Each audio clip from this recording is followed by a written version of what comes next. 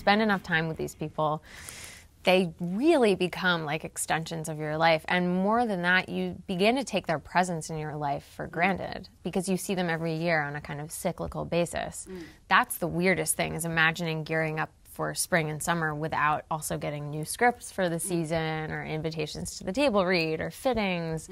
That's very strange. It sort of flew by when we've been talking a lot these past couple weeks about, 6 seasons, and it's hard to sort of wrap your head around that we've been doing this for 6 years. It doesn't seem that way.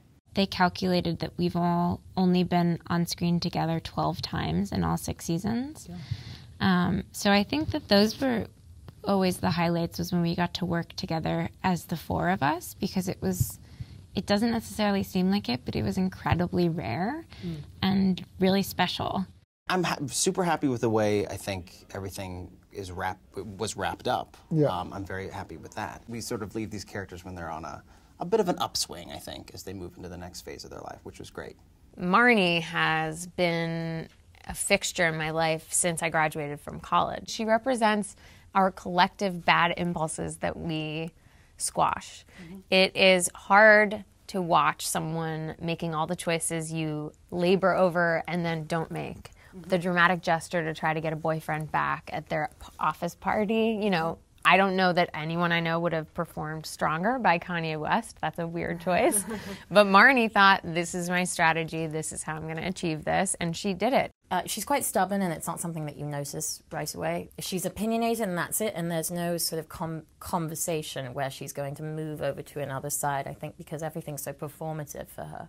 And that's something I relate to, that sort of willful performance. I think that accent lent itself to her costume, of this sort of mysterious, unattainable sort of fantasy. I think that she changed quite significantly from season to season, which is why it felt so big. And I also think she took a lot of the biggest leaps. She's also a bit younger than all the other girls. And I think in many ways she learned from all of their mistakes. I think we all got opportunities to sort of really find out who these people were individually, separate of Hannah and separate of that world. So, no, I don't feel like she neglected the boys. I think one of the reasons maybe that she sort of added this element to the conversation of what it means to be a woman on TV is just because she made characters that are incredibly grounded and realistic, and she couldn't, I don't think, have introduced men into the show that vibrated on a different tonal frequency. So the men are also kind of grounded in truth. So I think just based on that virtue alone, they would also logically have to also reveal elements of masculinity that maybe were a little bit ignored or sidestepped beforehand. I mean, I think that's maybe why people initially responded. The people who liked the show initially, I think they responded because they felt it was just so raw and gritty. I mean, I think it's been a part of a much bigger movement that happened around the same time our show came out of pushing forward female filmmakers and writers and directors and female-driven stories with female leads. And I think in that way it's been incredibly important. And I also think that it's depicted a period in a young woman's life that wasn't really fictionalized on a big screen before in such an honest way.